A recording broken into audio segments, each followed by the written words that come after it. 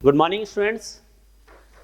Today we start sound wave. Sound wave का IT में बहुत वेटेज है, अच्छा टॉपिक है, इंटरेस्टिंग टॉपिक है। साउंड वेव में आईआईटी में लगभग एडवांस और मेंस में इसका वेटेज 8% के अराउंड है। ठीक है, जो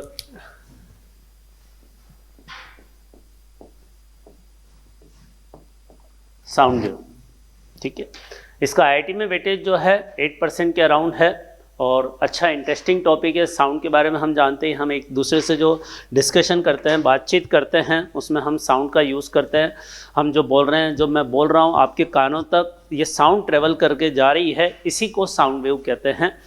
अब साउंड वेव के बारे में, स्ट्रिंग वेव में हमने वेव कैसी होती है उसके बारे में डिस्कशन किया है। वेव का मतलब है it is a energy which travel from one position to other position with the help of medium particles। तो साउंड वेव में क्या होता है कि मेरे बोलने से यहाँ जो हवा के पार्टिकल्स हैं ये वाइब्रेट करते हैं और इनके वाइब्रेशन के थ्रू एनर्जी एक जगह से दूसरी जगह तक ट्रेवल करती है। इसको हम साउंड वेव कहते हैं। साउंड वेव के बारे में जो इंपॉर्टेंट पॉइंट्स हैं, पहला, it is a longitudinal waves.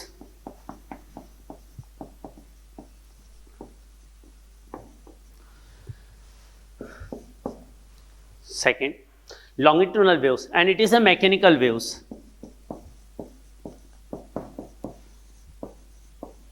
ठीक है, मतलब इनको ट्रेवल करने के लिए मीडियम रिक्वायर्ड होता है, तो ये मैकेनिकल वेव। लॉन्गिट्यूडनल वेव्स का मतलब है कि अगर वेव इस डायरेक्शन में ट्रेवल कर रही है तो मीडियम के पार्टिकल भी सेम डायरेक्शन में वाइब्रेट करते हैं, तो इसको हम लॉन्गिट्यूडनल वेव्स कहते हैं। जब साउंड वेव ट्रेवल करती है किसी रीजन से तो उसमें प्रेशर और डेंसिटी में वेरिएशन होता है। Variation in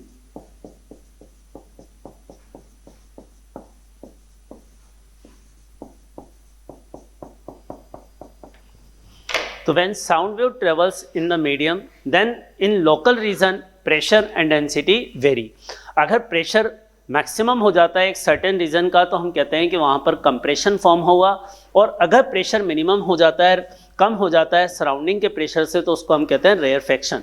so sound wave travel in form of compression and rarefaction. Sound wave travel in form of compression and rarefaction. तो यह साउंड वेव की characteristics. One more characteristics, it is a 3 dimensional wave. 3 dimension में जाती है। मैं बोल रहा हूँ साउंड हर एक्स वाई जेड डायरेक्शन में, तीनों डायरेक्शन में प्रोपेगेट हो रही है, तो ये साउंड वेव की कैरेक्टरिस्टिक्स है। साउंड वेव को रिप्रेजेंट करने के लिए हम डिस्प्लेसमेंट की फॉर्म में भी रिप्रेजेंट कर सकते हैं और प्रेशर वेरिएशन की फॉर्म में भी रिप्रेजेंट कर सकते हैं साउंड वेव को।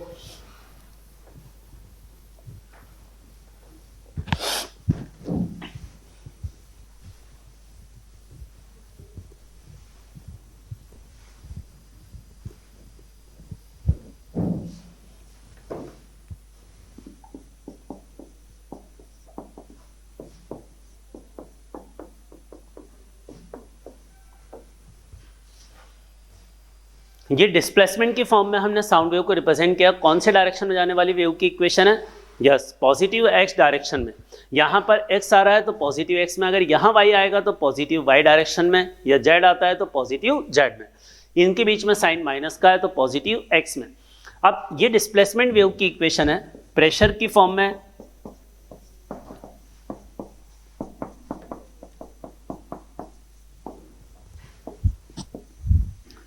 तो इन जनरल साउंड वेव को हम प्रेशर की टर्म में, प्रेशर वेरिएशन की टर्म में रिप्रेजेंट करते हैं, क्योंकि जो मीडियम के पार्टिकल है, हवा के पार्टिकल इतने छोटे होते हैं कि हमें अपनी आई से दिखाई नहीं देते, तो हम उनका डिस्प्लेसमेंट ऑब्जर्व नहीं कर सकते, बट प्रेशर वेरिएशन को आसानी से मेजर किया जा सकता है। इसलिए in general sound wave is represent in form of pressure variation. ठीक है, ये डिस्प्लेसमेंट वेव की इक्वेशन, ये प्रेशर वेव की इक्वेशन। नाउ इस इक्वेशन में दिस P का मतलब होता है variation in change in pressure.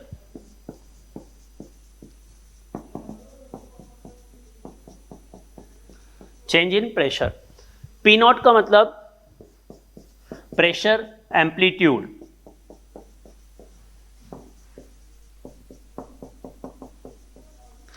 Pressure amplitude और मैक्सिमम चेंज इन प्रेशर, मतलब जो P है इसकी मैक्सिमम वैल्यू को P नॉट कहते हैं, प्रेशर में amplitude, pressure amplitude. Now what will the meaning bye A? It is called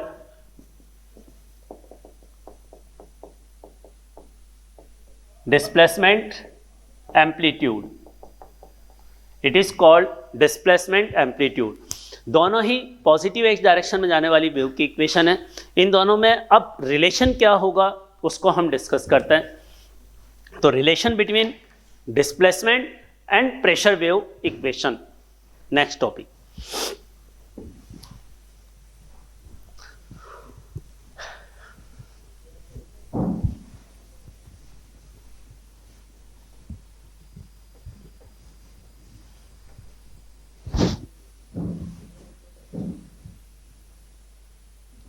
इसके पहले जैसे हमारे पास एटमॉस्फेरिक प्रेशर जो है वो हमें दे रखा है 10⁵ न्यूटन पर मीटर स्क्वायर, और प्रेशर एम्पलीट्यूड जैसे सपोज करते हैं 0.1 न्यूटन पर मीटर स्क्वायर है, प्रेशर एम्पलीट्यूड इसके बराबर है। तो अब अगर जैसे एटमॉस्फेयर का, इस रूम की हवा का हर जगह प्रेशर 10⁵ है, लेकिन जब मैं बोल रहा हूँ मेरे बोलने से साउंड वेव जनरेट होगी, तो जिस जगह कंप्रेशन फॉर्म होगा वहाँ का प्रेशर P नॉट से ज़्यादा हो जाएगा, और इतना ज़्यादा होगा जहाँ रेयरफेक्शन होगा वहाँ P नॉट एटमॉस्फेरिक प्रेशर से इतना कम प्रेशर हो जाएगा। तो इसमें अगर मैक्सिमम प्रेशर निकालना हो तो वो होगा 10⁵ प्लस 0.1। मिनिमम प्रेशर कैलकुलेट करना हो 10⁵ माइनस 1 के बराबर। तो इतना प्रेशर वेरिएशन होता है, और ये प्रेशर वेरिएशन ऑलमोस्ट 0 है, तो हमें जनरली ऑब्जर्व नहीं होता है।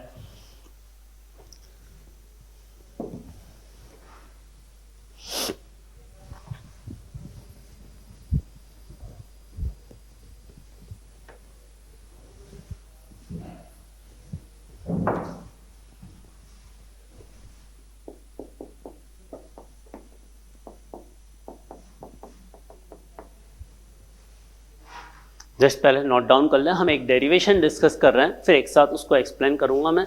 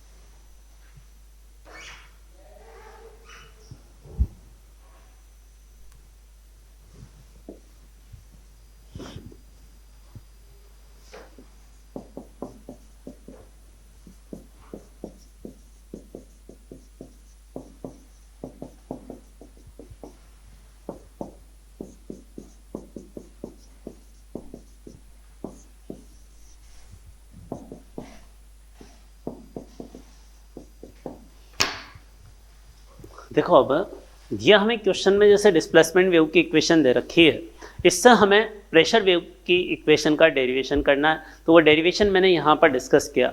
अब साउंड वेव इधर की तरफ प्रोपिगेट हो रही है, इस रीजन में साउंड वेव ट्रेवल कर रही है। यहाँ पर जैसे साउंड मैं बोल रहा हूँ तो मेरे बोलने से साउंड ट्रेवल कर रही है, तो मैंने एक इमेजनरी हवा का बना हुआ एक सिलेंडर इमेजिन किया जिसका क्रॉस सेक्शन एरिया एस के बराबर है, और इस हवा के सिलेंडर में मैंने यहाँ रेफरेंस पॉइंट से एस डिस्टेंस पर कुछ पार्टिकल कंसीडर किए। ये इन पार्टिकल की मीन पोजीशन है, ये पार्टिकल अभी मीन पोजीशन पर है। अब इन पार्टिकल का जो इस इक्वेशन में y है उसका मतलब क्या है वो समझा रहा हूँ।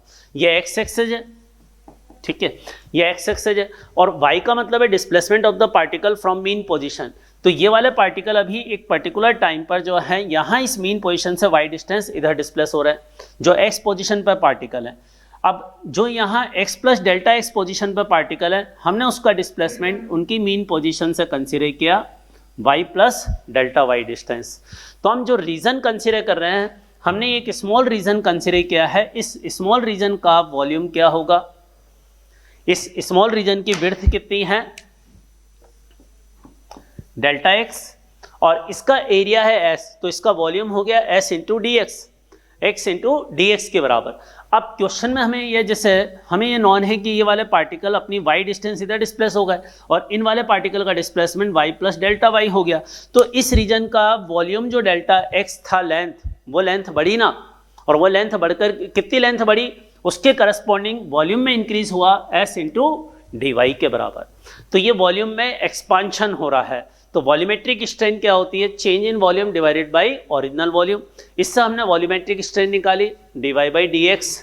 अब इसकी वैल्यू को निकालने के लिए इस इक्वेशन को हमने x के रेस्पेक्ट में पार्शियल डिफरेंशिएशन कर लिया, उससे हमारे पास एक्सप्रेशन ये आ गया। नाउ एक फॉर्मूला होता है इलास्टिसिटी में, हम इसको पढ़ते हैं बीटा का मतलब इस फॉर्मूला में लिखो bulk modulus of elasticity. Beta का मतलब है bulk modulus of elasticity, P का मतलब है स्ट्रेस और इसका दूसरा नाम है variation in pressure, change in pressure, और ये वॉल्यूमेट्रिक स्ट्रेन है। बीटा का मतलब bulk modulus of elasticity. Now इससे हमने पी की वैल्यू ये लिख दी, इसमें D Y by D X की वैल्यू यहाँ सब्स्टिट्यूट की, उससे रिजल्ट ये आ गया।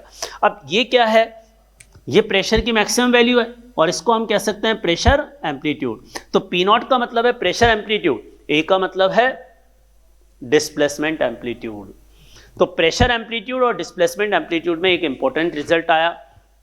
दूसरा चीज, डिस्प्लेसमेंट वेव की इक्वेशन साइन में थी, प्रेशर वेव की इक्वेशन कॉस में, तो what will be the phase difference between these two wave, तो phase difference is pi by 2।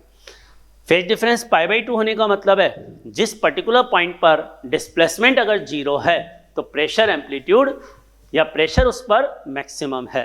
तो दोनों के बीच में फेज डिफरेंस पाई बाई 2 होता है। इससे हम ये भी कह सकते हैं जब हम आगे स्टैंडिंग वेव पढ़ेंगे, जैसा हमने स्ट्रिंग वेव में पढ़ा है, जिस पॉइंट पर डिस्प्लेसमेंट का नोड बनता है उसी पॉइंट पर प्रेशर का एंटी नोड बनेगा। तो आगे बढ़ते हैं। इसके बाद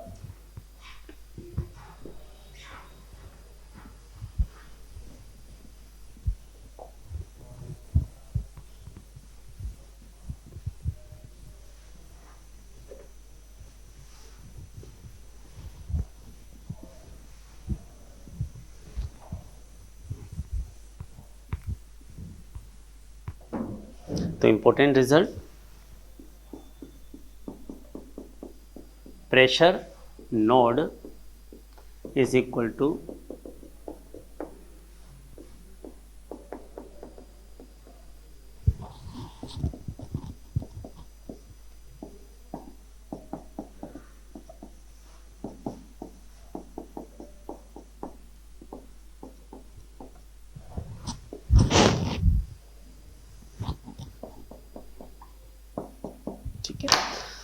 और एक और रिजल्ट लिखे हैं, phase difference between displacement wave and pressure wave is equal to pi by 2।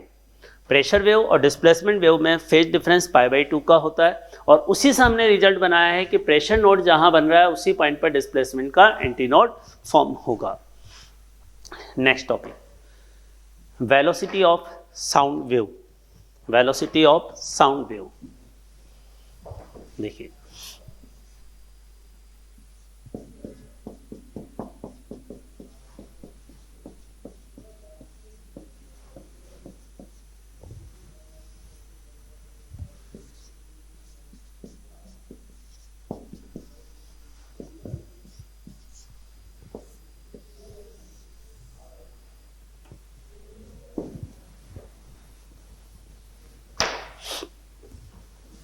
Solid medium के अंदर जो साउंड वेव ट्रेवल करेगी उसकी वेलोसिटी का फॉर्मूला यह है, this is the velocity of sound in solid medium.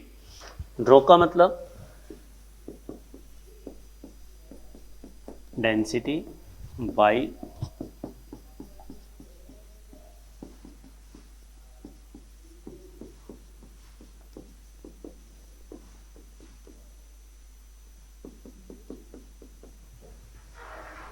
Young's modulus of elasticity, Y का मतलब, और डी डेंसिटी है रो, जो भी हम सॉलिड मटेरियल कंसीडर कर रहे हैं उसकी इलास्टिक प्रॉपर्टीज को ये रिप्रेजेंट करता है और इससे साउंड की वेलोसिटी कैलकुलेट होती है in case of solid.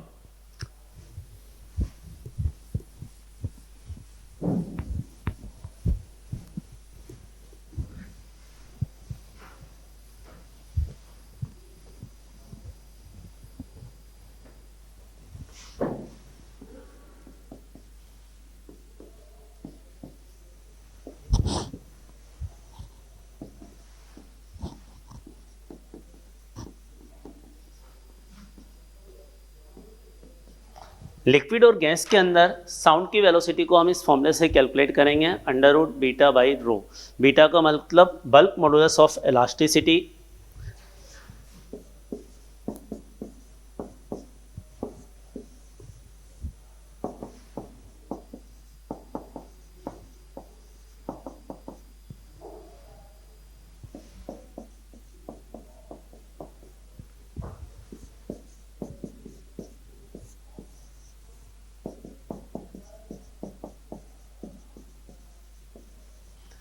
Beta का मतलब जैसे मैंने अभी बताया था bulk modulus of elasticity. Adiabatic process के लिए इसका फॉर्मूला होता है गामा इंटू पी, जहाँ पर पी प्रेशर है। For isothermal process it is equal to only pressure. Now what will be the gamma?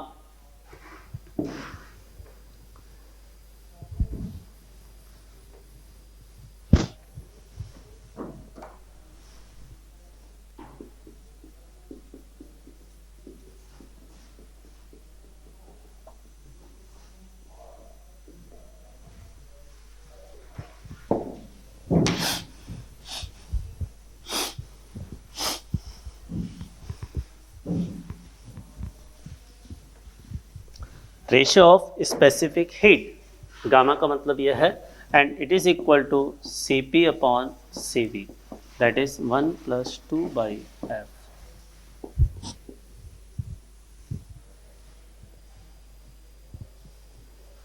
F का मतलब degree of freedom,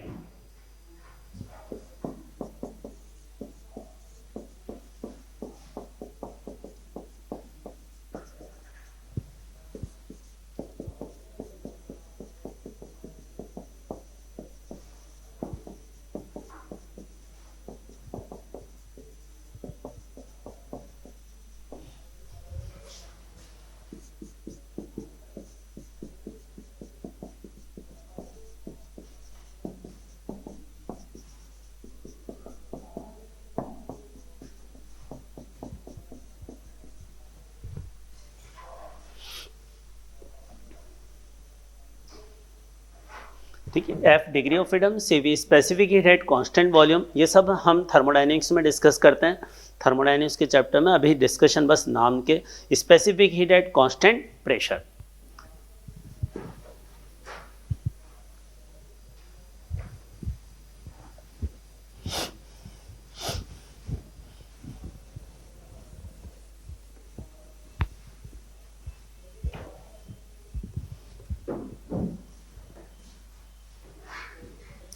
CV is equal to F/2 R, और R upon -1 CP is equal to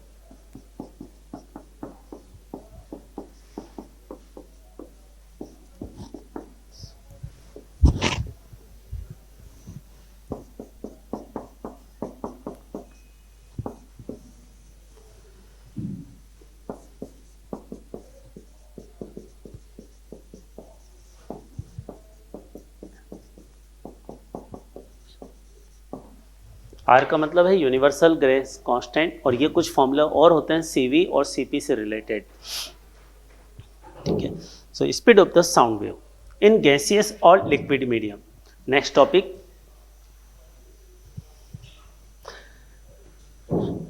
Newton's law for sound wave.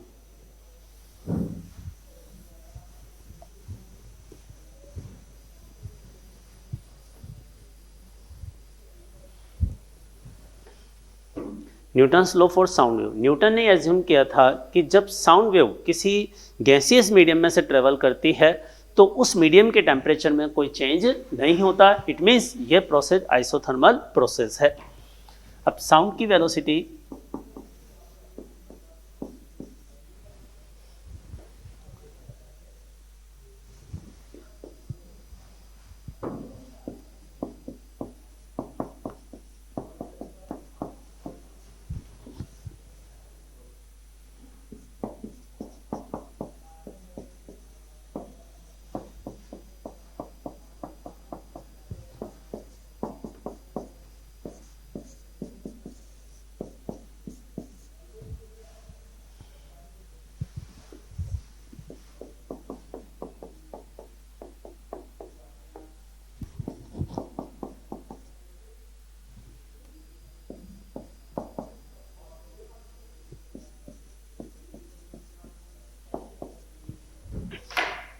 अब देखो Newton ने assume किया था कि जब साउंड किसी मीडियम में से ट्रेवल करती है तो ये प्रोसेस आइसोथर्मल प्रोसेस है, टेम्परेचर कांस्टेंट रहता है। और अभी मैंने थोड़ी देर पहले बताया था आइसोथर्मल प्रोसेस के लिए बीटा पी के बराबर होता है, गैस प्रेशर के बराबर होता है। तो इससे साउंड की वेलोसिटी का फॉर्मूला आएगा √p/ρ। अब इस रूम में जो एटमॉस्फेरिक प्रेशर है वो ऑलमोस्ट इसके बराबर है और डेंसिटी जो है हवा की 1.2 के इक्वल है। ये सब SI सिस्टम में इसकी यूनिट है, प्रेशर की यूनिट।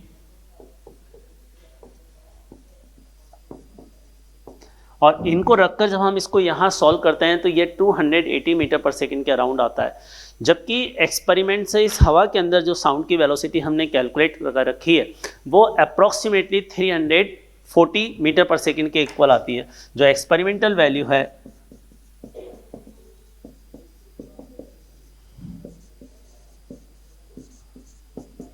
330 मीटर पर second.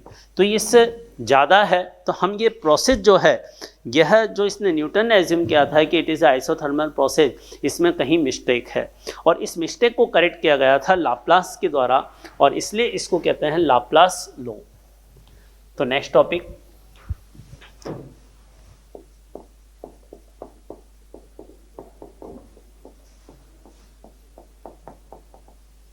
Laplace correction.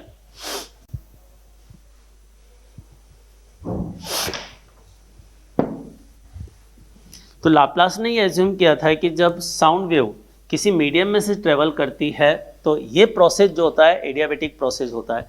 Adiabatic process में हम जानते हैं कि there is no heat exchange between system and surrounding. Laplace ने इसको एडियाबैटिक प्रोसेस मानने के पीछे दो रीज़न दिए थे कि साउंड वेव का जो ट्रेवल है मीडियम के थ्रू तो इसमें जो कंप्रेशन और रेयरफेक्शन बनते हैं ये बहुत फास्ट वेरिएशन है और इतना फास्ट वेरिएशन होता है कि सफिशिएंट टाइम नहीं मिलता उस सिस्टम को सराउंडिंग के साथ हीट एक्सचेंज करने का। प्लस जो एयर है वो अच्छा थर्मल कंडक्टर नहीं है तो इसलिए हीट भी बहुत तेज़ी से ट्रांसमिट नहीं हो पाती और हम ये कहते हैं कि हीट का जो प्रोसेस है ये सिस्टम और सराउंडिंग के बीच एक्सचेंज वो ज़ीरो के बराबर है और ये प्रोसेस उसने एडियाबैटिक प्रोसेस कंसीडर किया था।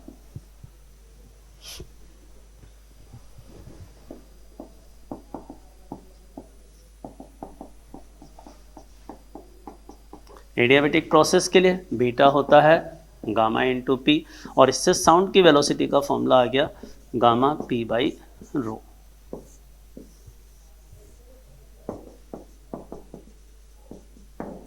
और इससे जब हमने वेलोसिटी कैलकुलेट की तो वो 330 मीटर पर सेकंड के अराउंड आती है और इसी बेसिस पर और लाप्लास ने ये भी बताया था कि इस तरह का जो प्रोसेस है यह एडियाबैटिक प्रोसेस है और उसको मानने पर साउंड की वेलोसिटी वही आती है जो हमारी एक्सपेरिमेंटल वैल्यू आती है। उस बेसिस पर हमने कहा कि ये प्रोसेस जो है एडियाबैटिक प्रोसेस है और साउंड की वेलोसिटी का फॉर्मूला यह है।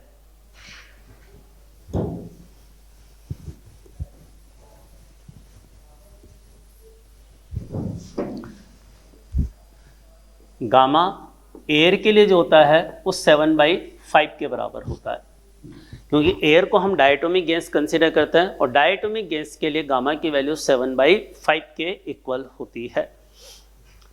गामा की वैल्यू साउंड के लिए, जो एयर के लिए है वो 7/5 के इक्वल है। और एयर का जो मॉलिक्यूलर वेट होता है, देखो एयर में मैक्सिमम कंसेंट्रेशन नाइट्रोजन और ऑक्सीजन की है। ऑक्सीजन का मॉलिक्यूलर वेट होता है 32 ग्राम और नाइट्रोजन का मॉलिक्यूलर वेट होता है 28 ग्राम। तो हम molecular weight of air approximately मानते हैं 29 ग्राम के इक्वल।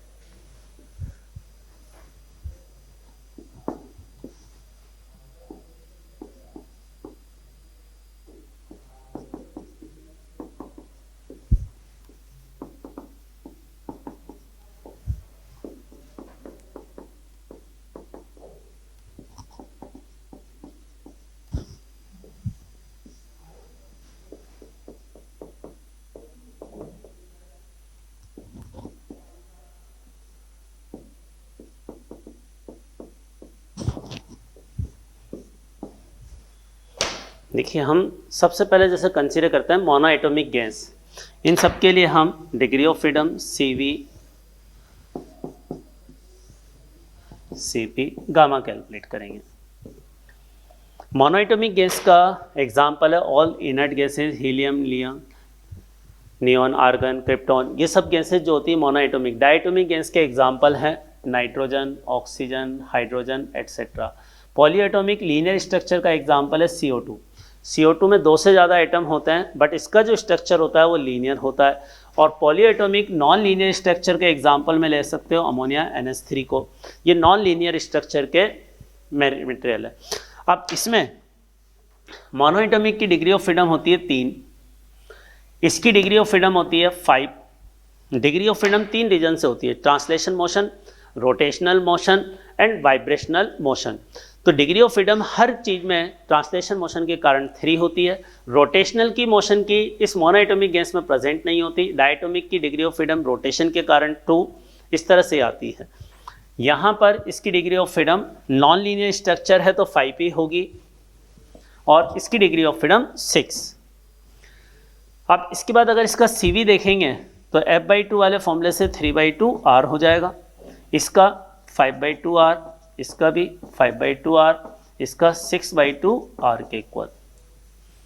इसमें निकालेंगे तो 5/2R, 7/2R, 7/2R और इसका 4R।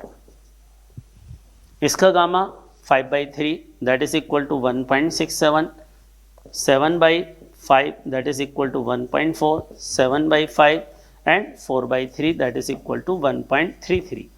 तो ये इनका CV/CP मिक्सचर से रिलेटेड थ्योरी कर लें, इसको नोट डाउन कर लिया।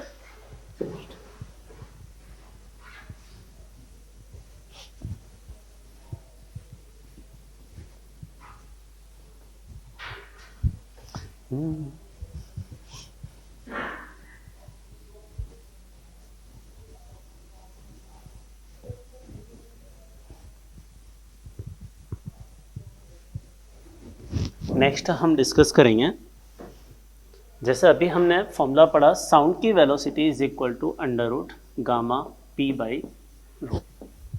साउंड की वेलोसिटी का फॉर्मूला ये होता है, किसी भी गैसियस मीडियम में हम साउंड की वेलोसिटी को इस एक्सप्रेशन से कैलकुलेट कर सकते हैं। गामा का मतलब हम डिस्कस कर ही चुके हैं। अब इसको स्टार्ट करने के पहले हम थर्मोडायनेमिक्स का एक और टॉपिक डिस्कस करते हैं जो यहाँ पर काम आएगा। लिखें ideal gas equation.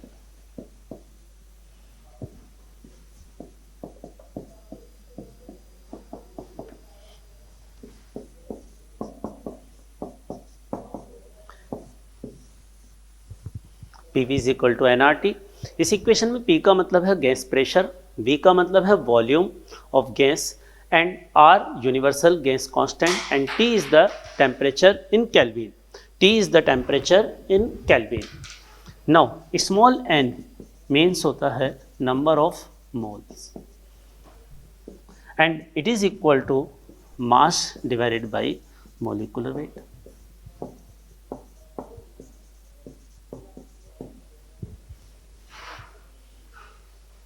Small n का मतलब नंबर ऑफ मोल, mw का मतलब है मॉलिक्यूलर वेट और एटॉमिक वेट, m का मतलब है टोटल मास, स्मॉल m का मतलब है मास ऑफ वन एटम और मॉलिक्यूल। जिस भी फॉर्म में गैस है, मॉलिक्यूल की फॉर्म में या एटम की फॉर्म में, तो उस एक सिंगल एटम का मास होगा। एंड n का मतलब है टोटल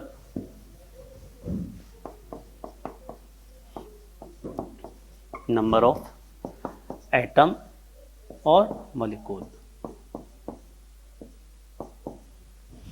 ठीक है, total number of Na, Avogadro number, Avogadro number.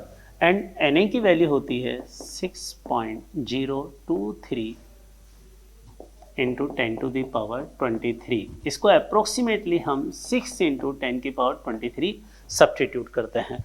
ये इसका एक्सप्रेशन हो गया नंबर ऑफ मोल का। अब आइडियल गैस इक्वेशन का दूसरा फॉर्मेट हम इस तरह से ला सकते हैं, P इज इक्वल टू, इसको लिखा जा सकता है m/mw RT divided by V। ठीक है, नंबर ऑफ मोल को हमने m/mw लिख दिया। Now this quantity is equal to density. Mass divided by volume is called density.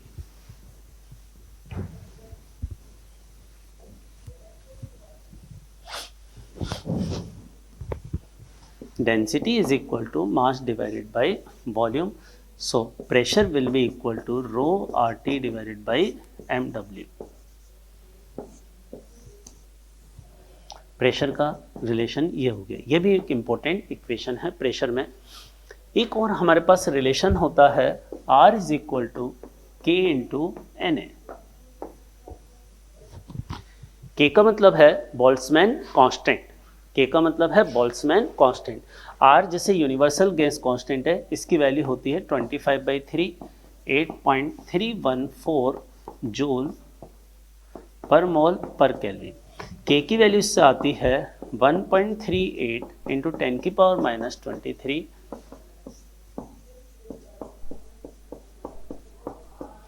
पर केल्विन के equal.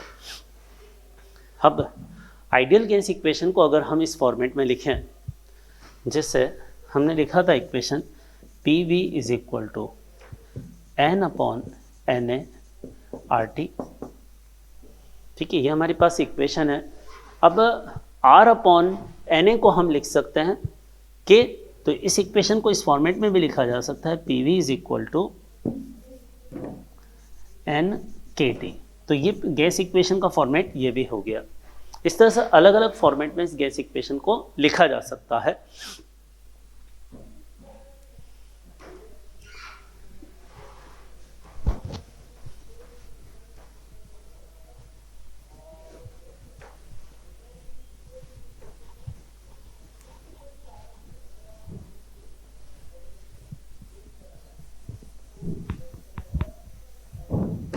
Now velocity of sound is equal to under root P by रो।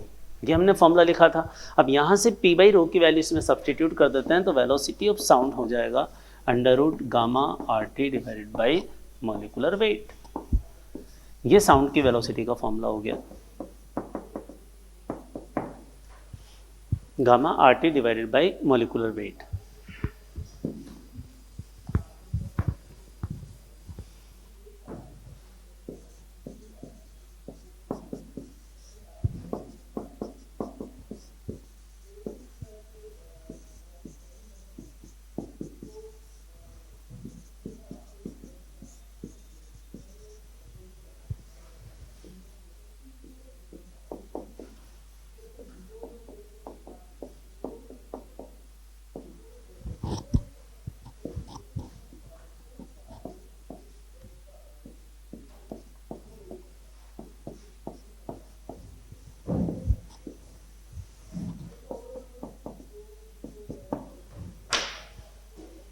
अब देखिए इसमें sound की वेलोसिटी का हमने फॉर्मूला निकाला, गामा की वैल्यू 1 और 2 के बीच होती है, जबकि आरएमएस वेलोसिटी जो हम गैस में डिस्कस करते हैं आइडियल गैस इक्वेशन के लिए, आरएमएस वेलोसिटी का फॉर्मूला यह है, एमपी का मतलब है मोस्ट प्रोबेबल स्पीड,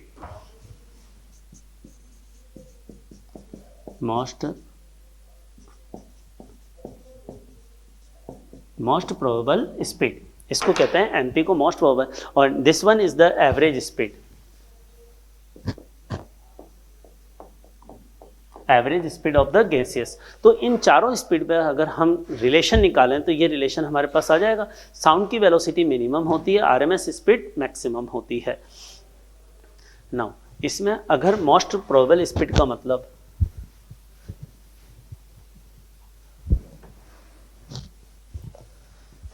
देखो जैसे किसी कंटेनर में हमने कोई गैस भर रखी है, गैस का मतलब होता है it consist large number of atoms, और इस गैस का एक सर्टेन टेम्परेचर है, तो ये गैस के मॉलिक्यूल जो होते हैं इस कंटेनर के अंदर रैंडम मोशन कर रहे होते हैं डिफरेंट स्पीड से।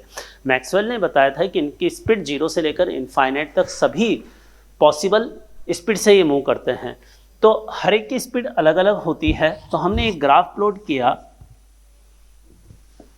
नंबर ऑफ एटम्स और स्पीड के बीच, तो नंबर ऑफ एटम्स और स्पीड के बीच में ग्राफ प्लॉट किया, तो वो ग्राफ हमारा अप्रोक्सीमेटली ये आया। अब इस ग्राफ में मोस्ट प्रोबेबल स्पीड का मतलब होता है speed of the particle at which maximum number of particle present, तो मैक्सिमम नंबर ऑफ पार्टिकल इस पर्टिकुलर स्पीड पर प्रेजेंट है, यहाँ मैक्सिमा है इसका, तो इसके करस्पॉन्डिंग जो स्पीड होगी that is called most probable speed. अब इस रिलेशन से अगर हम देखें तो मोस्ट प्रोबेबल स्पीड से कम स्पीड साउंड की स्पीड है, तो साउंड की स्पीड यहाँ होगी इस ग्राफ में, और एवरेज स्पीड यहाँ कहीं, and V R M S speed इस लोकेशन पर होगी। तो ये इसका मीनिंग है।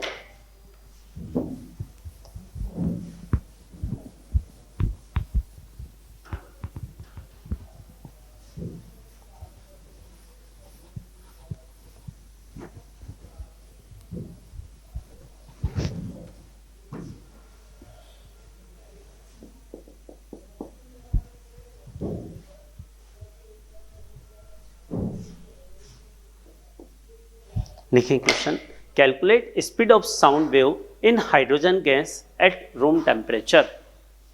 Calculate speed of sound in hydrogen gas at room temperature. Now we want to calculate in this question speed of sound wave. तो स्पीड ऑफ साउंड वेव का formula है under root gamma R T divided by molecular weight. हमारे पास hydrogen gas है, room temperature का मतलब होगा 27 degree centigrade. जो हमारे रूम का टेम्परेचर होता है अप्रोक्सीमेटली 25 से 30 के बीच होता है, तो हम 27 डिग्री सेंटीग्रेड लेते हैं और इसको केल्विन में हमें सब्स्टिट्यूट करना है। हाइड्रोजन गैस है तो हाइड्रोजन गैस का मॉलिकुलर वेट 2 ग्राम होता है, इसको 2 × 10⁻³ kg इस यूनिट में रखेंगे, ठीक है। गामा हाइड्रोजन गैस की degree of freedom diatomic gas है तो 7/5 के इक्वल होती है। अब ये सारी वैल्यूज इसमें रखकर हम साउंड की वेलोसिटी को कैलकुलेट कर सकते हैं।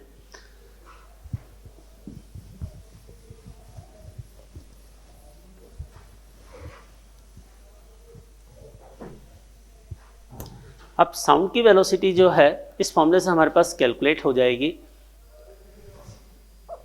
अब एक टर्म आती है, अगर हम साउंड का जो मीडियम है उसका प्रेशर इंक्रीज करें, if pressure increases then what will be the effect on velocity of sound wave। तो अगर इस फॉर्मूले से देखते हैं तो हमें ये ऑब्जर्व होता है कि velocity of sound wave is independent from pressure, but अगर हम इस फॉर्मूले से देखते हैं गामा p/ρ, तो इससे हमें ऐसा ऑब्जर्व होता है कि अगर प्रेशर इंक्रीज करेंगे तो साउंड की स्पीड इंक्रीज होगी। तो what will be the our conclusion, तो कंक्लूजन इज डिपेंड्स कि अगर हम प्रेशर इंक्रीज कर रहे हैं तो साउंड की वेलोसिटी कांस्टेंट भी रह सकती है, इंक्रीज भी हो सकती है, डिक्रीज भी हो सकती है। इट डिपेंड्स कि प्रेशर हमने किस मैनर में इंक्रीज किया है। इफ प्रेशर अगर इंक्रीज करते समय अगर हम टेम्परेचर को कांस्टेंट रखते हैं तो speed of sound wave remains constant. If we change the pressure of the gaseous medium in that manner so that temperature remains constant, then velocity of sound is independent from pressure, variation, क्योंकि जब हम pressure increase करते हैं तो density भी increase होती है। अब किसकी क्वांटिटी ज़्यादा रेशियो में चेंज होती है वो हमें पता होना चाहिए। तो पी वाई रेशियो रो के रेशियो पर डिपेंड करता है, केवल पी चेंज करने से हम नहीं बता सकते कि वेलोसिटी ऑफ साउंड में किस तरह से वेरिएशन होगा। नाउ नेक्स्ट प्रॉब्लम, जैसे एक कंटेनर है, इसमें हमने हाइड्रोजन और हीलियम गैस का मिक्सचर फिल कर रखा है। तो we want to calculate velocity of sound wave, ratio of velocity of sound wave in hydrogen and helium gas. Hydrogen और हीलियम गैस, या हम ये कंसीडर करते हैं कि दो कंटेनर है, एक कंटेनर में हाइड्रोजन गैस है, दूसरे में हीलियम गैस है, ठीक है, दोनों सेम टेम्परेचर पर हैं। इसमें जो साउंड की स्पीड है वो v1, इसमें साउंड की स्पीड v2। तो what will be the ratio in their speed? We want to calculate ratio of their speed of sound wave.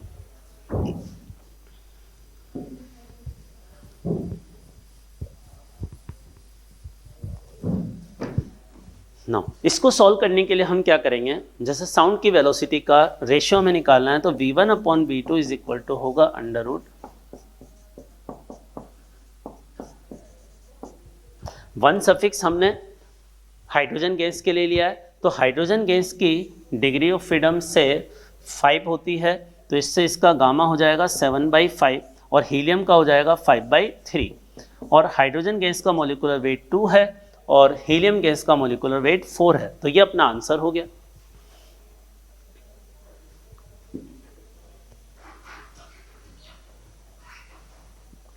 इसको हम ऐसा समझ सकते हैं, हाइड्रोजन गैस का जब मॉलिक्यूलर वेट लिखेंगे तो 4 ग्राम लिखेंगे, इसकी डिग्री ऑफ फ्रीडम लिखेंगे तो गामा अगर लिखेंगे तो 7/5।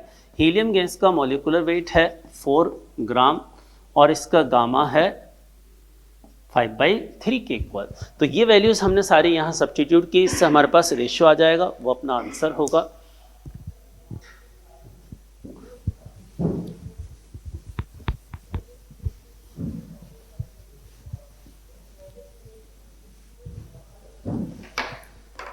Next, effect of humidity on sound wave.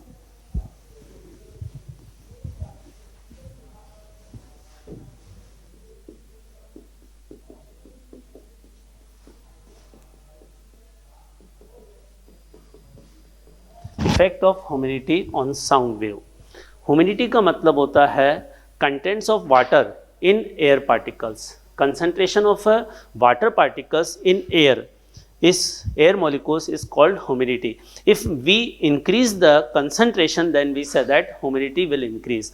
तो रेनी टाइम में ह्यूमिडिटी बढ़ जाती है, या जैसे ऐसे रीजन जो सी के पास होते हैं उसमें ह्यूमिडिटी ज़्यादा होती है उस रीजन में, और जो डेजर्ट के पास होते हैं उसमें ह्यूमिडिटी कम होती है। तो वाटर के पार्टिकल्स ऐड हो जाते हैं। If we increase the humidity, तो ह्यूमिडिटी इंक्रीज होने से मॉलिक्यूलर वेट जो होता है वो कम होता है, और मॉलिक्यूलर वेट कम होने से साउंड की स्पीड इंक्रीज हो जाती है। तो ये वेरिएशन होता है ह्यूमिडिटी का स्पीड ऑफ साउंड पर।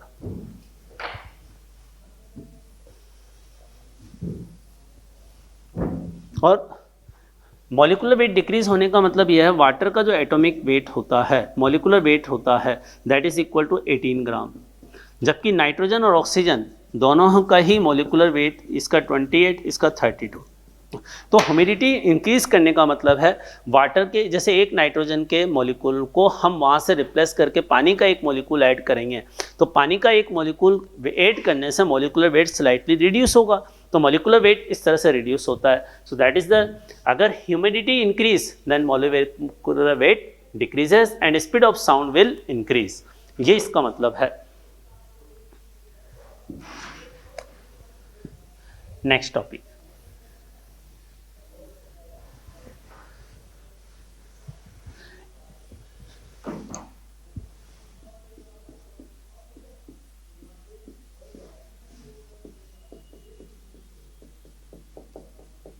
Power and intensity transfer in sound wave, कि साउंड वेव में पावर और इंटेंसिटी किस तरह से ट्रांसमिट होती है वो हम डिस्कस करेंगे।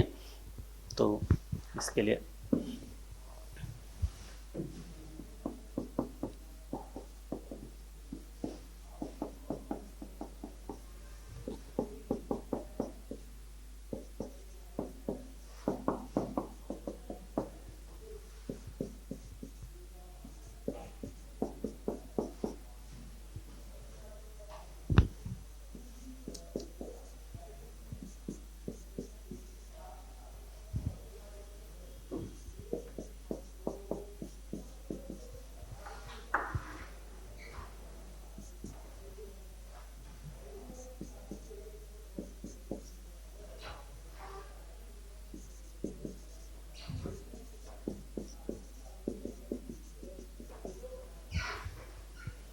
So this will be the power, ठीक है। पावर इज इक्वल टू होता है फोर्स इनटू वेलोसिटी, और यहाँ वेलोसिटी किसकी, पार्टिकल की लेंगे। पार्टिकल जो है एनर्जी को ट्रांसमिट कर रहे हैं, जिस रेट से ट्रांसमिट कर रहे हैं दैट इज कॉल्ड पावर। और फोर्स को लिखा जा सकता है प्रेशर इनटू एरिया। एरिया को हमने एस के सिंबल से रिप्रेजेंट किया है, और पार्टिकल की velocity dy by dt, partial differentiation. हमने डिस्प्लेसमेंट वेव की इक्वेशन मानी, तो प्रेशर वेव की इक्वेशन ये होगी। दोनों के बीच मैंने बताया था फेज डिफरेंस π/2 का होता है, तो there is a phase difference. ये साइन में है तो ये कॉस में इक्वेशन होगी। अब यहाँ से इन दोनों की वैल्यूज इसमें रख दी तो ये एक्सप्रेशन ही आ गया। नाउ पावर की अगर हम यहाँ से एवरेज वैल्यू कैलकुलेट करें तो इसमें एवरेज वैल्यू निकालेंगे तो ये टर्म तो कांस्टेंट टर्म है, और कांस्टेंट टर्म की एवरेज वैल्यू खुद ही होती है, तो इसकी एवरेज वैल्यू ये खुद होगी किसके equal, P0 S A into omega. अब कॉस स्क्वायर ओमेगा टी की एवरेज वैल्यू हाफ होती है, तो पावर की एवरेज वैल्यू का एक्सप्रेशन हमारे पास ये कैलकुलेट हो गया। पावर की एवरेज वैल्यू आ गई। नाउ इंटेंसिटी, इंटेंसिटी होती है average power per unit normal area, average power per unit normal area. तो इससे हमारे पास ये इंटेंसिटी आ जाएगी P0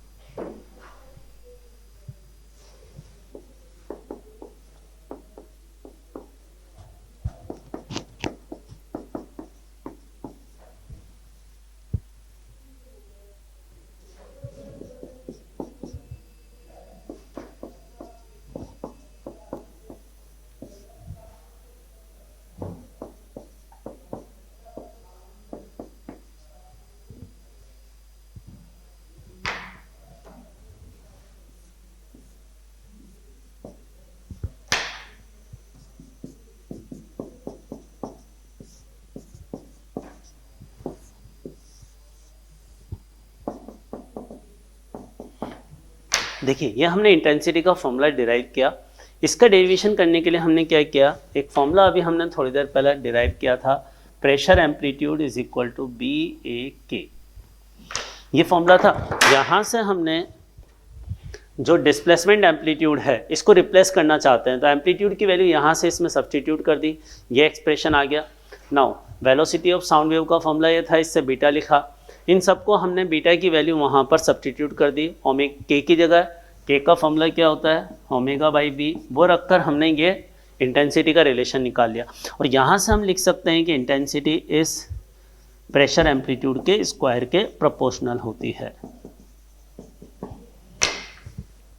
तो इंटेंसिटी, साउंड की इंटेंसिटी किन पैरामीटर्स पे डिपेंड करती है, एक प्रेशर एम्पलीट्यूड पर, उसके स्क्वायर के प्रोपोर्शनल होती है। और रो और वी, रो डेंसिटी है जिस मीडियम के अंदर साउंड, जैसे हवा में अगर साउंड वेव ट्रेवल कर रही है तो उस हवा की डेंसिटी है, और वी साउंड की वेलोसिटी है हवा में। हम जानते हैं velocity of wave depends only on medium. अगर हम मीडियम चेंज नहीं करें, जैसे एक तो मैं बोल रहा हूँ, एक इस तरह से आवाज़ जनरेट हो रही है, दोनों साउंड अगर इस मीडियम में चलेगी तो इनकी इंटेंसिटी में रो और वी दोनों के लिए सेम होगा, केवल प्रेशर एम्पलीट्यूड। अगर मैं ऐसे क्लैपिंग कर रहा हूँ धीरे या जोर से, तो रो और वी में कोई चेंज नहीं हो रहा। धीरे और जोर से क्लैपिंग करने में हम प्रेशर एम्पलीट्यूड को चेंज कर रहे हैं बस, तो उसमें वेरिएशन हो रहा है। तो intensity is equal to this one.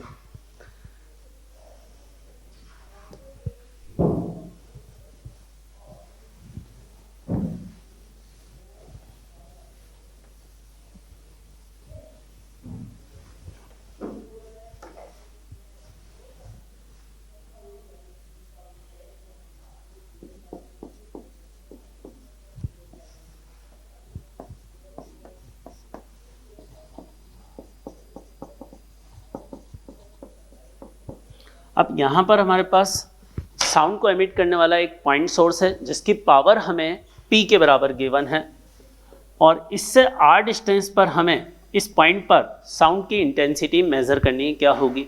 तो इंटेंसिटी को निकालने के लिए इसको सेंटर मानकर एक आर रेडियस का अगर मैं इमेजिनरी स्फीयर कंसीडर करूं तो मैं ही कह सकता हूं इस इमेजिनरी स्फीयर के सरफेस के हर पॉइंट पर इस सोर्स से निकलने वाली जो साउंड है वो एक साथ पहुंचेगी और इसके हर पॉइंट पर साउंड की इंटेंसिटी सेम होगी और वो इंटेंसिटी क्या होगी, power per unit normal area. Normal area क्या है, इस स्फीयर का एरिया क्या होगा, 4 पाई आर स्क्वायर। तो इंटेंसिटी और पावर में एक रिलेशन ये भी है। It is applicable for point source, source should be point source, तब हम ये फॉर्मूला अप्लाई कर सकते हैं।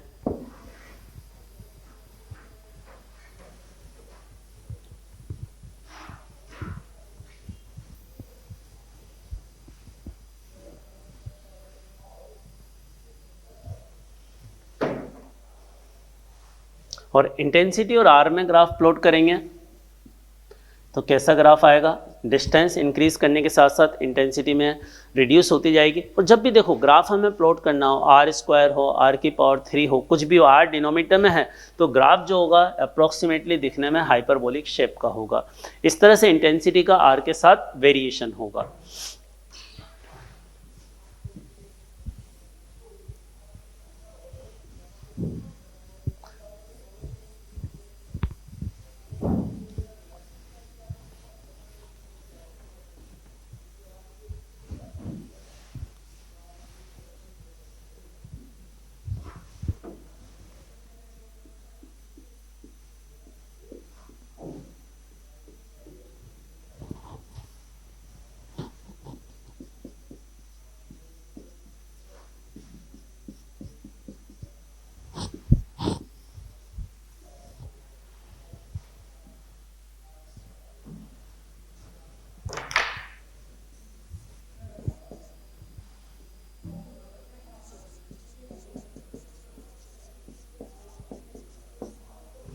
देखिए जैसे इंटेंसिटी जो होती है उसकी यूनिट तो होती है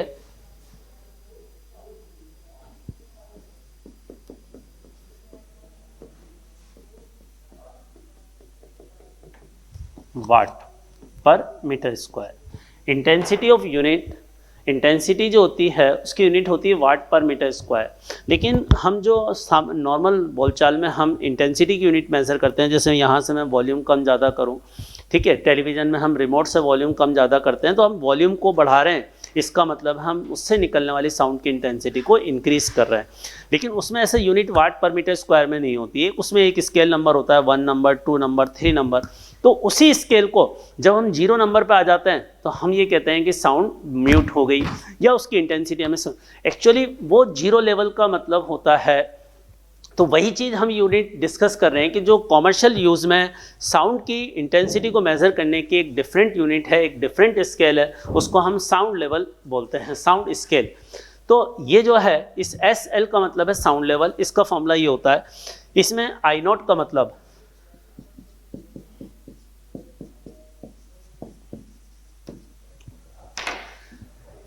अब I0 जो है मिनिमम ऑडिएबल इंटेंसिटी है जो एक पर्सन को सुनाई देगी।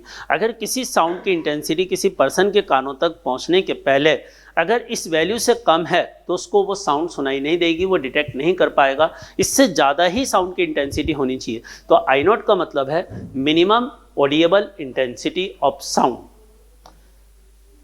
ठीक है। I जिस इंटेंसिटी का मुझे साउंड लेवल कैलकुलेट करना है वो I है, ठीक है। अब जैसे एग्जाम्पल के तौर पे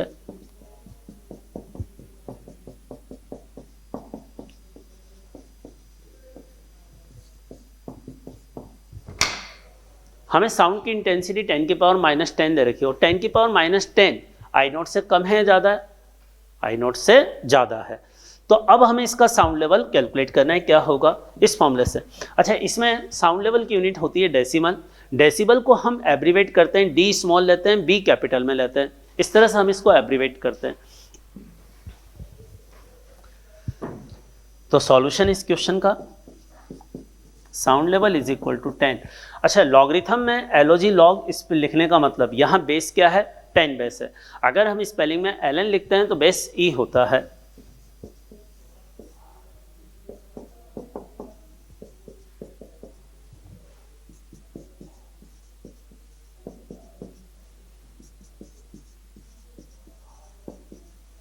अब इसमें बेस 10 है तो इसकी वैल्यू क्या आ गई, 10 टू द बेस 10, तो इसकी यूनिट क्या हो गई, 1 आ गई। इसमें बेस 10 है तो यह 20 dB आंसर हो गया। यह आंसर 20 dB के equal.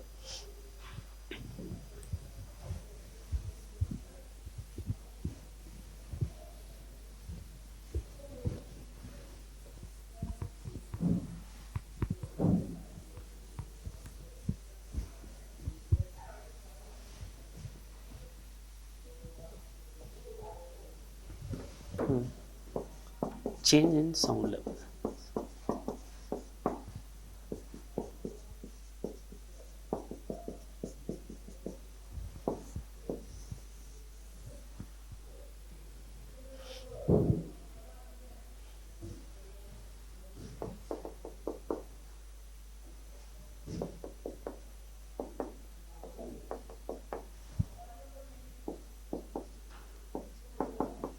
If intensity increases to 8 times, then what will be the change in sound level? ये अपना क्वेश्चन है। अब इसका solution, change in sound level is equal to 10 log 8, और इसको लिखा जा सकता है 10 log,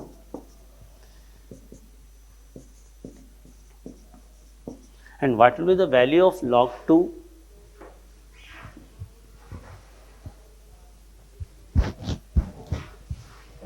देखिए log 2 की वैल्यू होती है 0.3010, बट अगर ln2 लिखा होता है तो इसकी वैल्यू होती है 0.693, that is equal to approximately 0.7। जब स्पेलिंग एलओजी लॉग लिखते हैं तो इसमें बेस होता है 10, जब ln लिखते हैं तो बेस होता है e के इक्वल, और उसके अकॉर्डिंग अब इसका आंसर क्या हो जाएगा,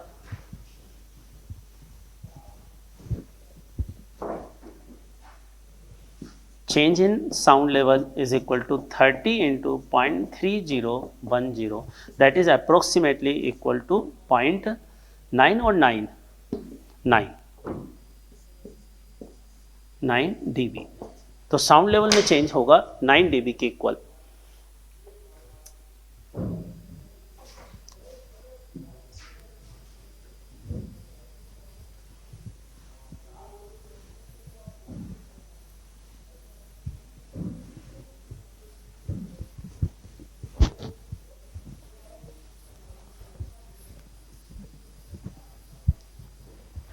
नेक्स्ट टॉपिक है interference of sound wave.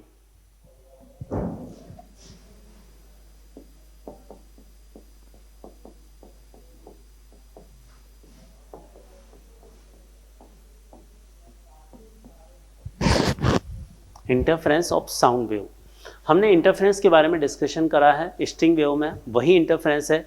Maximum sound की इंटेंसिटी का मैक्सिमा होने के लिए, intensity of sound is maximum होने के लिए पार्ट डिफरेंस की रिक्वायरमेंट है n lambda, means 0 lambda 2 lambda like that. Minimum intensity के लिए path difference should be equal to 2n - 1 into lambda by 2, means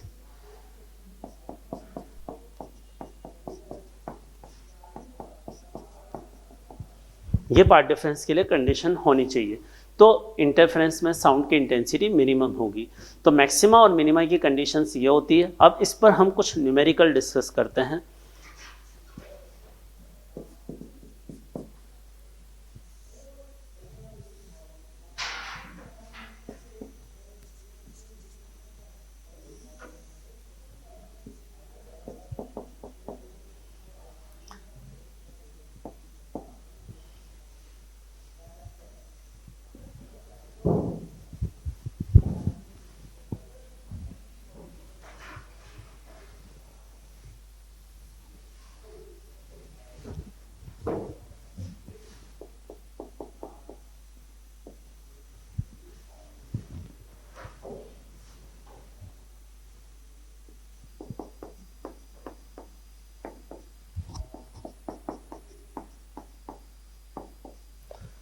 ठीक है, ये दोनों सोर्स आइडेंटिकल हैं, दोनों से जो साउंड एमिट होती है उसकी पावर यह है, वेलोसिटी यह है, फ्रीक्वेंसी यह है। अब इसके कारण ये दो सोर्स यहाँ पर है, दोनों के बीच का सेपरेशन 1 मीटर, इस पर्टिकुलर पॉइंट पर ये एंगल 90 है। इस ए पॉइंट पर रिजल्टेंट इंटेंसिटी हमें साउंड की फाइंड आउट करनी है। तो लिखें question, calculate resultant intensity at point A, calculate resultant intensity at point A. No, इसको कैलकुलेट करने के लिए सॉल्यूशन, रिजल्टेंट इंटेंसिटी का फॉर्मूला होता है I is equal to I1 plus I2 plus 2 under root I1 I2 cos phi. इस फॉर्मूले से हम रिजल्टेंट इंटेंसिटी निकालेंगे। I1 का मतलब है इस सोर्स से निकलने वाली साउंड की इंटेंसिटी इस ए पॉइंट पर। अब इंटेंसिटी का फॉर्मूला होता है power per unit normal area. जब I1 कैलकुलेट करेंगे तो 100 डिवाइडेड बाई 4 पाई R की वैल्यू होगी 2.4 का होल स्क्वायर।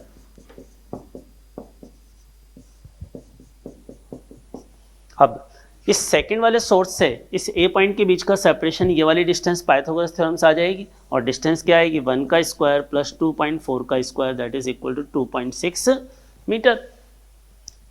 ठीक है, तो यहाँ 2.6 का स्क्वायर हो जाएगा, तो I1 I2 आ गया। अब अगर क्वेश्चन में फाई आ जाए तो हमारे क्वेश्चन सॉल्व हो जाएगा। इस फॉर्मूले में फाई को क्या बोलते हैं, फेज डिफरेंस। ठीक है, फेज डिफरेंस, और फेज डिफरेंस का फॉर्मूला होता है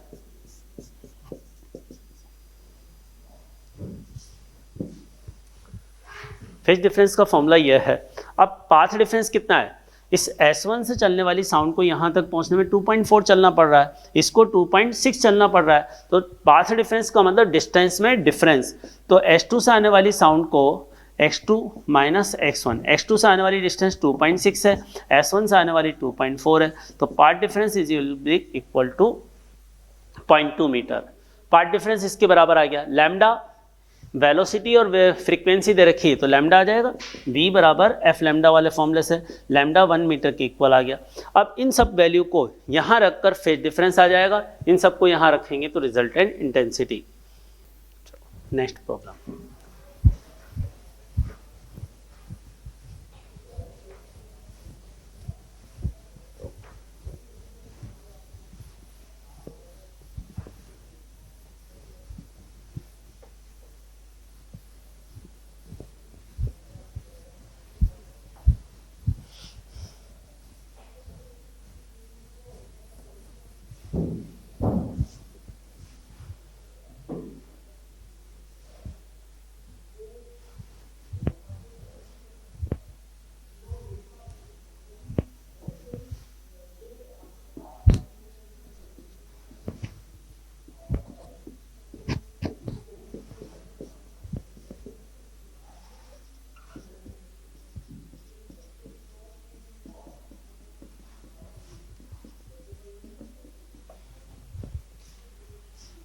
अब देखो ये ज्योमेट्रिकल सेंटर लाइन है। ठीक है, ये दो हमारे पास साउंड को एमिट करने वाले पॉइंट सोर्स हैं, दोनों के बीच का सेपरेशन d, और इस ज्योमेट्रिकल लाइन से इस S1 की और S2 की डिस्टेंस बराबर है। तो इस पर्टिकुलर पॉइंट पर अगर हम कैलकुलेट करेंगे तो यहाँ पाथ डिफरेंस कितना आएगा, इस पर्टिकुलर पॉइंट पर अगर पाथ डिफरेंस निकालेंगे तो S1 से आने वाली साउंड इस पॉइंट तक पहुँचने में और S2 से आने वाली साउंड बराबर डिस्टेंस चल रही है, तो पाथ डिफरेंस यहाँ पर 0 होगा। और पाथ डिफरेंस 0 होने का मतलब इंटेंसिटी, साउंड की जो रिजल्टेंट इंटेंसिटी है वो मैक्सिमम होगी, मतलब यहाँ कंस्ट्रक्टिव इंटरफेरेंस बनेगा। अब अगर हम इस ज्योमेट्रिकल सेंटर से ऊपर की तरफ यहाँ एक कोई पॉइंट कंसीडर करें P, एक पॉइंट कंसीडर किया, इस P पॉइंट की ज्योमेट्रिकल सेंटर से डिस्टेंस y के इक्वल है, और इस पॉइंट पर हमें पाथ डिफरेंस कैलकुलेट करना है कितना होगा। तो बताओ यहाँ तक पहुँचने में S1 से जाने वाली साउंड ने जो डिस्टेंस ट्रेवल की वो ये की, और S2 से जाने वाली साउंड ने ये डिस्टेंस ट्रेवल की, तो दोनों में से किसने डिस्टेंस ज़्यादा ट्रेवल की, S2 से आने वाली। तो पाथ डिफरेंस अगर हम यहाँ निकालेंगे, इस P पॉइंट पर अगर हम पाथ डिफरेंस कैलकुलेट करते हैं तो S2P माइनस S1P होगा। अब इस पाथ डिफरेंस की वैल्यू क्या होगी, इसको कैलकुलेट करें पाइथागोरस थ्योरम से कैलकुलेट कर लें। H2P डिस्टेंस अगर निकालेंगे तो यहाँ से परपेंडिकुलर ड्रॉ करते हैं, तो ये डिस्टेंस अपॉन ये डिस्टेंस का स्क्वायर, तो ये डिस्टेंस तो d/2 है, तो अब H2P डिस्टेंस आ गई अंडर रूट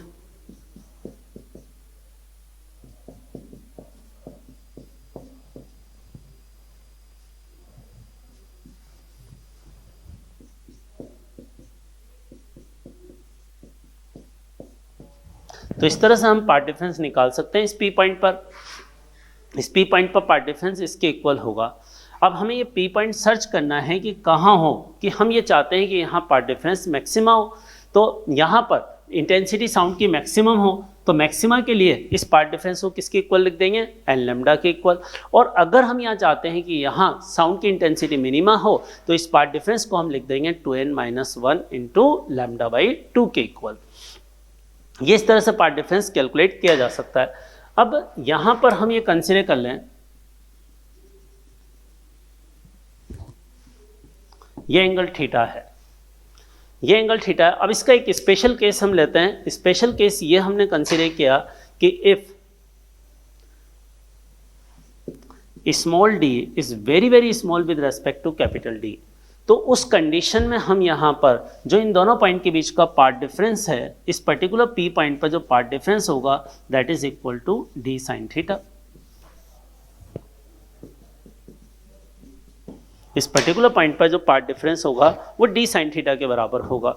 अब इस पार्ट डिफरेंस को हमने कैसे कैलकुलेट किया, उसका एग्जाम्पल इस तरह से देख सकते हैं कि हम यहाँ से इस लाइन पर इसको दूसरे डायग्राम में समझते हैं।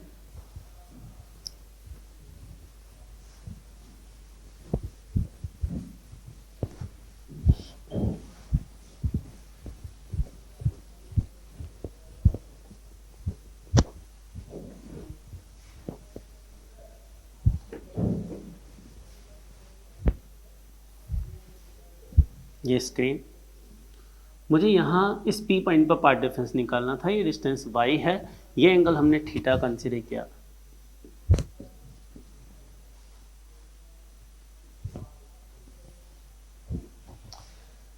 तो अब पार्ट डिफरेंस को निकालने के लिए यहाँ से एक परपेंडिकुलर ड्रॉ करता हूँ, ये M पॉइंट मान लो। अब हम ये कह सकते हैं कि यहाँ पर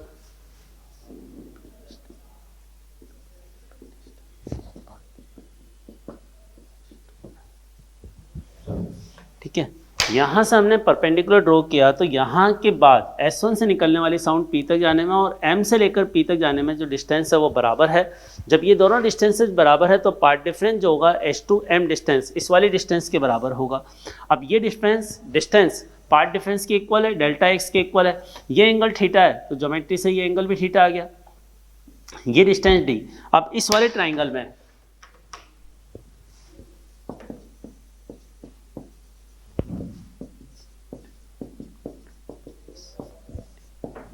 तो डेल्टा एक्स का फॉर्मूला आ गया d sin थीटा के इक्वल। इस तरह से हमने पार्ट डिफरेंस कैलकुलेट किया। ये एक राइट एंगल ट्राइंगल बनेगा, इस ट्राइंगल में हमने साइन थीटा का फॉर्मूला लगा दिया है, परपेंडिकुलर अपॉन हाइपोटेनिस, इससे path difference d sin theta के इक्वल आ गया। बट इस फॉर्मूले की कंडीशन है it is applicable when small d is very very small with respect to capital D। ठीक,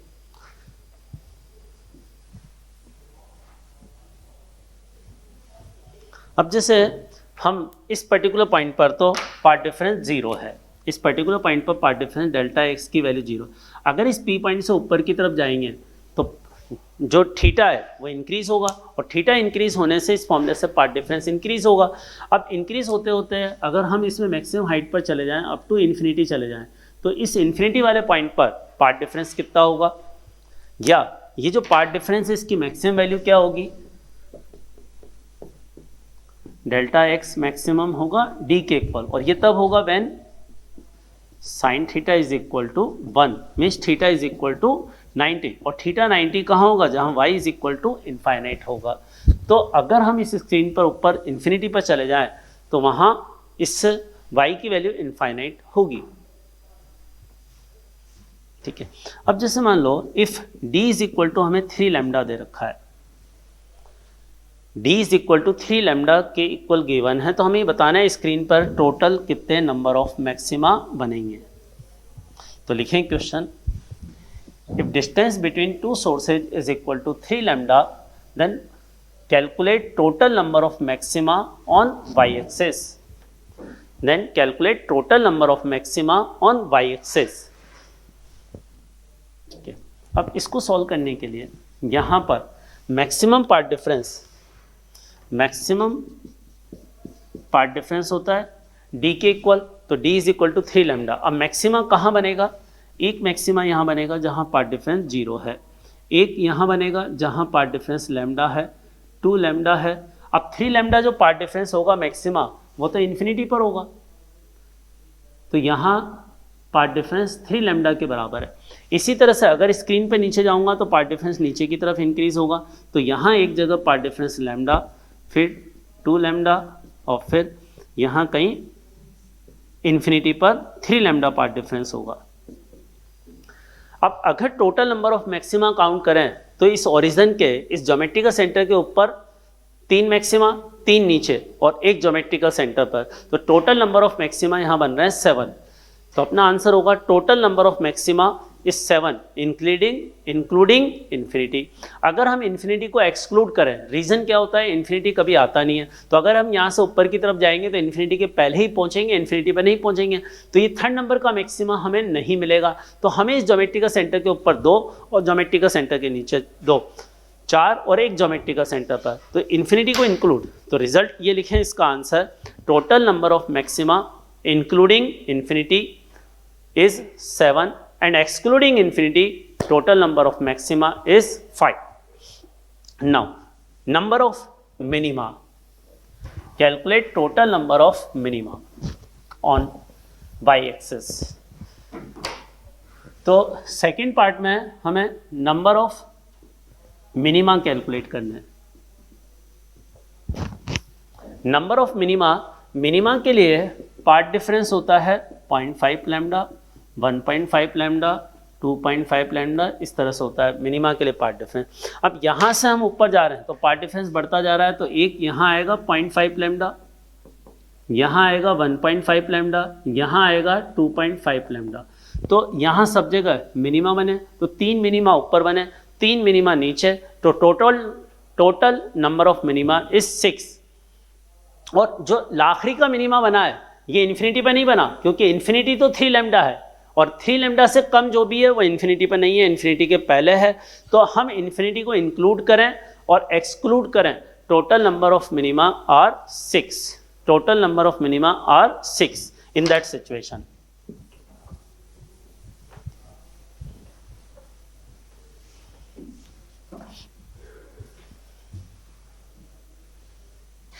नेक्स्ट प्रॉब्लम,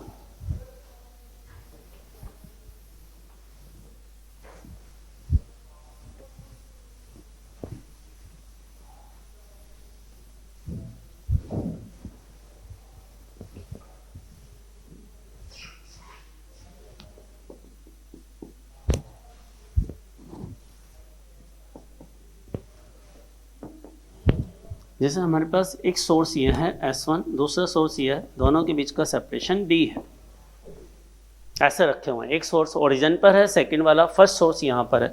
अब अगर मुझे इनमें पार्ट डिफरेंस कैलकुलेट करना है ओरिजिन पर, तो इस ओरिजिन पर पार्ट डिफरेंस कितना होगा। देखो S1 से निकलने वाली साउंड को ओरिजिन तक पहुँचने में कितनी डिस्टेंस चलनी होगी, D। S2 से निकलने वाली को तो यहाँ पहुँचने में डिस्टेंस ही नहीं चलनी पड़ेगी, तो पार्ट डिफरेंस कितना हो गया, D के बराबर। इस पर्टिकुलर पॉइंट पर पार्ट डिफरेंस D हो गया। ठीक है, मान लो क्वेश्चन में हमें दे रखा है D 3 लैम्डा के बराबर है। अब अगर इस ओरिजिन से मैं इधर राइट हैंड साइड में बढ़ूंगा तो पार्ट डिफरेंस घटेगा या बढ़ेगा। जैसे मान लो हम इन्फिनिटी पर चले जाएं, ये इन्फिनिटी है। अब यहाँ पर अगर चले जाएंगे तो इन्फिनिटी पर पार्ट डिफरेंस कितना होगा, इन्फिनिटी पर पार्ट डिफरेंस आ जाएगा 0 के बराबर। इन्फिनिटी पर पार्ट डिफरेंस क्या होगा, 0 के बराबर। अगर इन दोनों सोर्सेज के बीच का सेपरेशन D है तो मैक्सिमम पार्ट डिफरेंस D से ज़्यादा नहीं हो सकता, और D पार्ट डिफरेंस यहाँ है तो इससे इधर जाएंगे तो पार्ट डिफरेंस घटेगा ही सही। अब अगर ये डिस्टेंस 3 लैम्डा है तो इधर जाने पे कितने मैक्सिमा हमें मिलेंगे, नंबर ऑफ मैक्सिमा हमें कैलकुलेट करना है। तो यहाँ 3 लैम्डा पार्ट डिफरेंस, यहाँ कहीं 2 लैम्डा, यहाँ लैम्डा और यहाँ 0, तो हमें इधर जाने पर 1 और 2 और 1 3 मैक्सिमा मिलेंगे। केवल 3। और इसी तरह से अगर इधर जाएंगे तो इधर भी 3, लेकिन एक यहाँ पर मैक्सिमा मिल रहा है, तो total 7 number of maxima including infinity, और एक्सक्लूडिंग अगर अगेन 5 मैक्सिमा बनेंगे। तो इस तरह से नंबर ऑफ मैक्सिमा और मिनिमा हम कैलकुलेट करते हैं।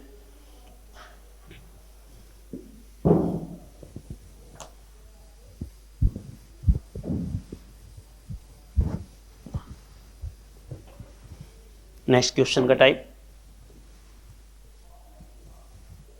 जैसे सर्कल S1 और S2 ये दो सोर्सेज हैं, इनके बीच का सेपरेशन D है और D मान लेते हैं 4 लैम्डा के इक्वल है, D 4 लैम्डा के इक्वल है। और ये दोनों सोर्स इस ओरिजिन से सिमेट्रिकल पोजीशन पर रखे हुए, इक्वल डिस्टेंस पर रखे हुए। अब अगर हम यहाँ इस सर्कल में कुछ पॉइंट कंसीडर करें, एक पॉइंट यहाँ मैंने कंसीडर किया, दूसरा यहाँ, थर्ड पॉइंट D पॉइंट यहाँ, तो बताओ ए पॉइंट पर पार्ट डिफरेंस क्या होगा? 0। ए पॉइंट तक साउंड जाने में पार्ट डिफरेंस 0 के बराबर होगा। S1 से निकलने वाली साउंड ए तक ऐसे जाएगी, S2 से आने वाली साउंड ऐसे जाएगी, दोनों बराबर डिस्टेंस ट्रेवल करिए तो ए पॉइंट पर path difference 0। Similarly C point पर भी पार्ट डिफरेंस 0 के बराबर होगा। बी पॉइंट तक पहुंचने में कौन सी साउंड ज़्यादा डिस्टेंस ट्रेवल कर रही है? S1 से आने वाली। और पार्ट डिफरेंस कितना हो गया बी पॉइंट पर?